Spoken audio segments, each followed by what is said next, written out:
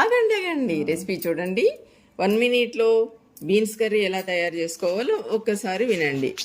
Beans cut చేసుకొని first tomato onion వెల్లుల్లి అన్నీ కట్ చేసుకొని ఇవన్నీ పోపు వేసుకొని బాగా ఫ్రై అయిన తర్వాత బీన్స్ పక్కన ఉడకబెట్టుకోవాలండి ఫస్ట్. తర్వాత ఈ టమోటా ఇవన్నీ బాగా ఫ్రై అయిన తర్వాత ఈ బీన్స్ కూడా వేసేసి దాంట్లో అవన్నీ బాగా ఫ్రై మిక్స్డ్గా అసలు ఫుల్ గ్రేవీ టైప్లో అయిపోయిన తర్వాత కొంచెం చాట్ మసాలా, కొంచెం ధనియా పౌడరు, కొంచెం చిల్లీ పౌడర్, ఒక స్పైసీ ఇంకా ఎక్కువ కావాలి అనుకుంటేనే చిల్లీ పౌడర్ వాడచ్చు, లేదంటే గరం మసాలా పౌడర్లో ఉండేదైనా సరిపోతుంది.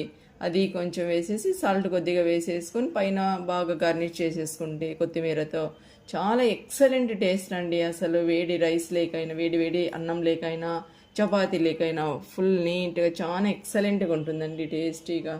ఒకసారి ట్రై చేయండి. ఒకసారి మా పిల్లలకు కూడా ఈరోజు లంచ్కి అదే చేశాను.